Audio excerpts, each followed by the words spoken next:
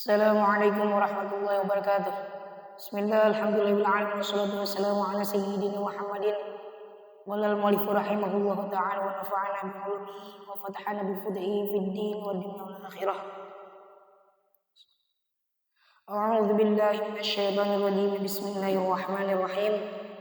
Faslun, bermula ini suatu pasal. Mubtilatut tayammum, bermula pembatalan tayamum. Salah satunya itu ada 3. Pertama perkara abdola yang dapat membatalkan al-wudu akan wudu. Wariddatu, dan kedua murtad. Watawahumut, dan ketiga menyangka-nyangka akan adanya air. Intayam mama sanaya tayamum seseorang difaqdihi karena ketiadaan air.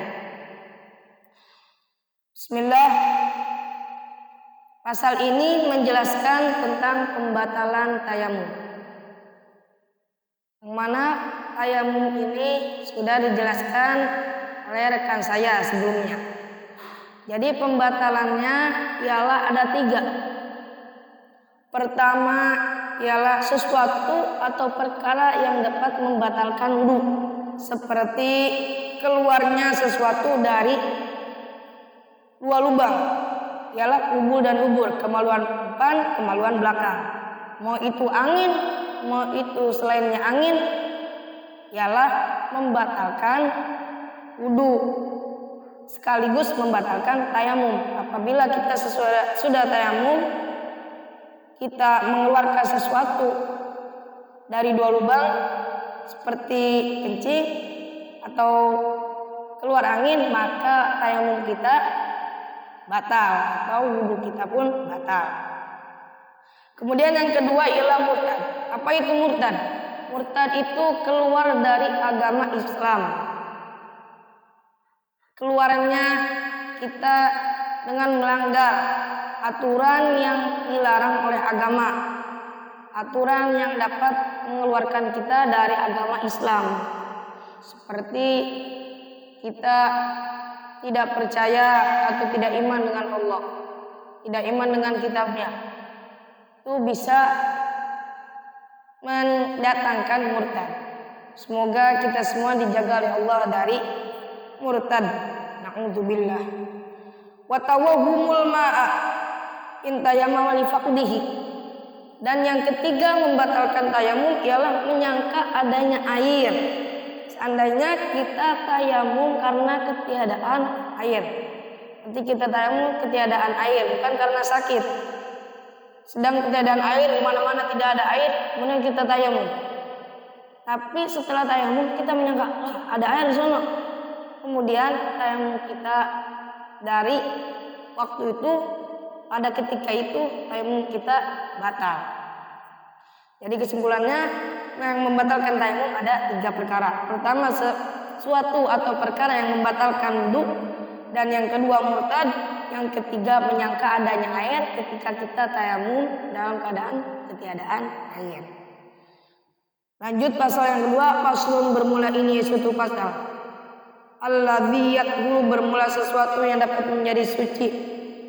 Alladzi minan najasati, nyatanya dari najis-najis. Salatun, itu ada 3. Al-khamru, pertama khamar. Idza takhallalat, apabila menjadi cuka. Khamar binafsiha, dengan sendirinya khamar. Wajildul mayyitati, dan kedua bangkai, kulit bangkai. Idza dubigo, apabila disamak itu jildul mayyitah. Wama, dan ketiga najis, sesuatu yang najis. Sorok, yang jadi itu hayawanan, akan suatu hayawan. Jadi pasal yang kedua menjelaskan sesuatu yang dapat menjadi suci dari najis. Jadi najis juga, atau para hadirin, najis ada yang bisa menjadi suci. Ada 3 najis. Pertama ialah khomar. Tahu khomar? Khomar minuman keras. Idza takhallalat binafsiha, ketika khomar itu berubah menjadi cuka dengan sendirinya, bukan dengan eksperimen, maka khomar tersebut menjadi suci, yang tadinya hukumnya najis menjadi suci. Jadi apabila hadirin mengalami khomar, mengalami bertemu khomar, seperti menemukan khomar di belakang rumah, jangan diminum. Kalau diminum kita mabuk. dilarang oleh agama karena khamr tersebut ialah sesuatu atau minuman yang dapat memabukkan, minuman keras. Bagaimana kita simpan di tempat yang sepi agar tidak ada orang yang mengambilnya, kemudian diamkan, kemudian kita cek setelah didiamkan apakah khamr tersebut menjadi cuka. Kalau menjadi cuka maka khamr tersebut menjadi suci, bisa dicampur dengan makanan. Dan yang kedua ialah kulit bangkai. Kulit bangkai bagaimana bisa jadi suci? Sedangkan asal hukum kulit bangkai ialah najis. Idza dubigo, apabila disamak itu kulit bangkai. Disamak diapakan? Didiba, digebeg, dicuci, dikeringkan, disikat, dihilangkan najisnya, dihilangkan bentuknya, dihilangkan baunya, dihilangkan warnanya. Maka kulit tersebut menjadi suci. Yang tadinya hukumnya najis menjadi suci apabila kita setelah melakukan samak terhadap kulit tersebut. Dan yang ketiga ialah sesuatu atau najis yang menjadi hayawan seperti bangkai tikus. Apabila dia didiamkan lama maka bangkai tikus tersebut lahirlah sesuatu hewan, ialah belatung. Nah, belatung tersebut hukumnya suci. Sedangkan pertama ialah najis karena dari bangkai. Bangkai hukumnya najis. Apabila bangkai tersebut menjadi hewan, maka hewannya suci. Kalau kita memegang hewan tersebut, kita tidak terkena apa-apa atau tidak terkena najis. Kemudian lanjut pasal yang ketiga, faslun bermula ini yaitu suatu pasal. An-najasatu bermula najis alasun yaitu ada 3. Mughalladhatun pertama najis mughalladhah, wa mukhaffafatun dan kedua najis mukhaffafah, wa mutawassitatun dan ketiga najis mutawassithah. Al-mughalladhatu bermula najis mughalladhah. Najasatul kalbi yaitu najis anjing, wal khinziri dan babi, wa far'i ahadihima dan cabang salah satu dari keduanya.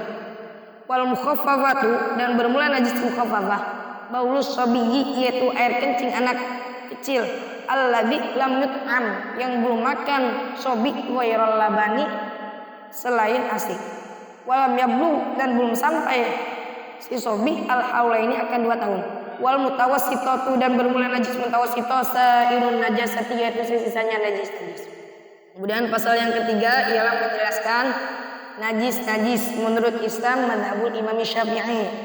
Ialah ada 3. Pertama najis mughalladhah. Apa najis mughalladhah? Najis yang berat seperti najis anjing, najis babi dan anak salah satu dari keduanya. Apabila kita menemukan najis tersebut maka itu hukumnya najis mughalladhah, najis yang berat. Jangan kita sentuh.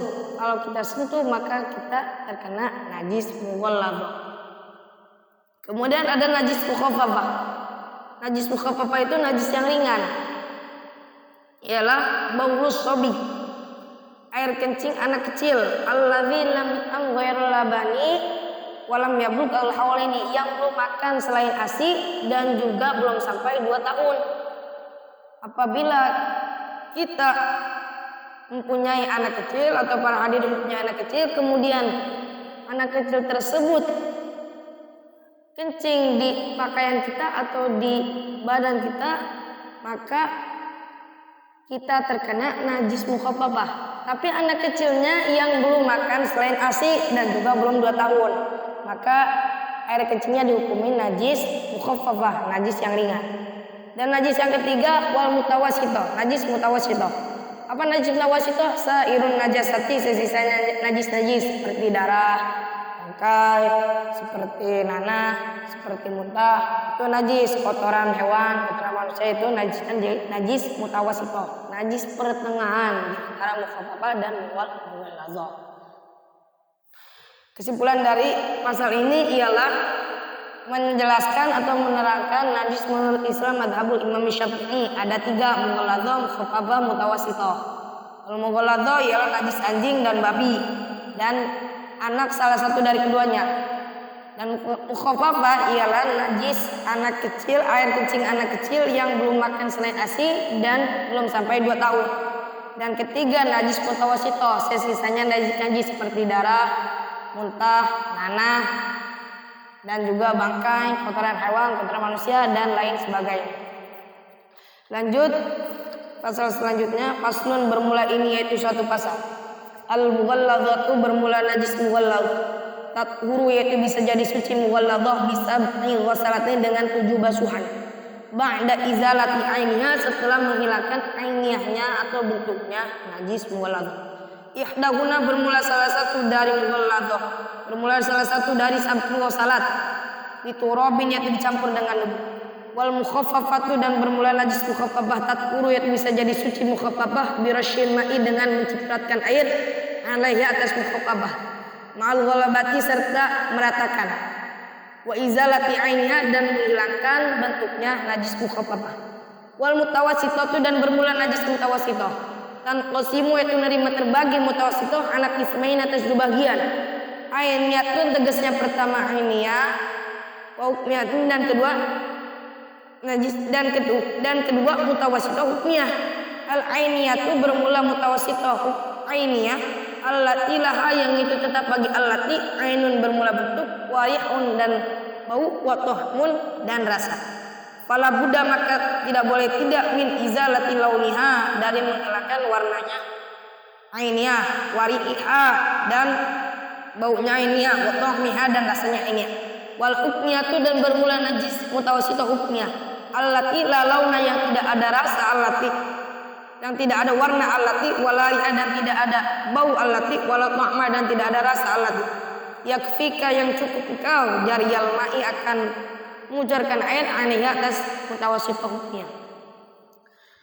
Jadi pasal selanjutnya ialah menjelaskan cara mensucikan najis-najis yang telah kita sebutkan atau yang telah saya sebutkan di pasal sebelumnya yang tadi saya sebutkan. Ya najis ada 3, pertama najis ada 3. Najis yang pertama mughalladzah. Cara mensucikannya bagaimana? Dengan 7 basuhan setelah menghilangkan bentuknya. Dan salah satu 7 basuhan tersebut dicampur dengan debu. Jadi 7 basuhan setelah menghilangkan bentuknya. Kalau kita terkena najis mughalladzah yang mempunyai bentuk, maka bentuknya hilangkan, kemudian kita guyur pakai air 1 kali, kemudian dicampur dengan debu, diratakan, dibasuh lagi dengan 6 kali, dilanjut dengan 6 kali. Bagaimana kalau tidak hilang? Ditambahkan dengan bilangan ganjil karena disunnahkan. Dan yang kedua mukhaffafah, najis mukhaffafah bisa jadi suci dengan mencipratkan air alaiha atas mukhaffafah al ghalabati serta meratakannya wa izalati ainiha dan menghilangkan bentuknya. Jadi najis mukhaffafah ini mensucikannya atau membersihkannya dengan mencipratkan air dan meratakannya dan menghilangkan bentuknya. Berarti baulu sobi, air kecil, anak kecil yang belum makan selain ASI dan belum sampai 2 tahun. Bagaimana mensucikannya? Dia masuk ke najis mukhaffafah. Jadi dibersihkannya itu dengan kita mencipratkan air ke tempat atau ke daerah yang terkena najis mukhaffafah. Diratakan, terus dihilangkan bentuknya. Misalnya ada bentuk-bentuk airnya tuh, dihilangkan. Kalau air tersebut sudah hilang baju kita, maka baju kita atau badan kita suci. Wal mutawassithah dan ketiga najis mutawassithah. Najis mutawassithah ini terbagi menjadi 2. Ada ainiyah, ada hukmiyah. Kalau ainiyah ialah yang ada bentuk dan ada bau dan ada rasa. Ialah najis ainiyah. Mutawassithah ainiyah. Bagaimana cara menghilangkannya? Menghilangkannya kita harus menghilangkan warnanya, harus menghilangkan baunya, harus menghilangkan rasanya dengan cara dibasuh, mau itu dengan cara diapakan, mau itu dengan cara dipakaikan debu, itu boleh asalkan kita sudah menghilangkan warnanya, baunya dan rasanya. Dan kedua najis mutawassithah hukmiyah yang tidak ada warna, yang tidak ada bau dan juga tidak ada rasa. Cukup membersihkannya kita dengan mengucurkan air atas najis tersebut atau daerah yang terkena najis. Kemudian pasal selanjutnya, faslun bermula ini yaitu suatu pasal. Aqallul haidi bermula sekurang-kurangnya haid, yaumun wa lailatun yaitu sehari semalam. Wa ghalibuhu dan bermula kebiasaannya haid, sittun yaitu 6 hari atau sab'un atau 7 hari. Wa aktsaruhu dan bermula paling banyaknya haid, 15 yaitu 15 yauman apanya hari. Ilayaliha dengan malam-malamnya 15. Aqallut tuhri bermula sekurang-kurangnya suci bainal haidotaini di antara 2 haid 15 yaitu 15 yauman apanya hari. Wa ghalibuhu dan bermula kebiasaannya suci di antara 2 haid 24 yaitu 40 yauman apanya hari. Aw 23 atau 30 yauman apanya hari. Wala hadda dan tidak ada batasan yaitu maujud di aktsarihi bagi banyaknya suci di antara 2 haid. Aqallu nifasi bermula sekurang-kurangnya nifas majjatun yaitu sekejap mata. Wa ghalibuhu dan bermula kebiasaannya nifas 40 yaitu 40 yauman apanya hari. Wa aktsaru dan bermula paling banyaknya nifas sittuna yaitu 60 yauman apanya hari. Jadi pasal selanjutnya menjelaskan tentang haid. Masa-masa haid. Apa itu haid? Perlu kita ketahui bahwa haid itu darah kotor yang keluar dari perempuan yang sudah mencapai 9 tahun atau lebih. Apabila darah sudah perempuan yang belum mencapai 9 tahun sudah mengeluarkan darah tersebut tidak dihukumi haid. Karena darah haid itu keluarnya setelah 9 tahun atau pada 9 tahun. Masa-masa haid sekurang-kurangnya ialah sehari semalam. Bagaimana kurang dari sehari semalam? Dihukumi darah penyakit. Dan kebiasaannya ialah 6 hari atau 7 hari seminggu. Itu kebiasaannya haid. Paling banyaknya berapa? 15 hari. Apabila lebih dari 15 hari, maka darah tersebut bisa jadi bukan haid. Itu harus diperhitungkan kembali. Dan selanjutnya ialah sekurang-kurangnya suci di antara 2 haid ialah 15 hari. Sekurang-kurangnya ialah 15 hari. Suci perempuan itu di antara 2 haid ialah 15 hari sekurang-kurangnya. Dan kebiasaannya 40 hari atau 30 hari sebulan. Dan paling banyaknya itu tidak ada batasan. Mau itu setahun bisa. Itu tergantung perempuannya. Tergantung perempuan tersebut diberikan haid. Dan selanjutnya nifas.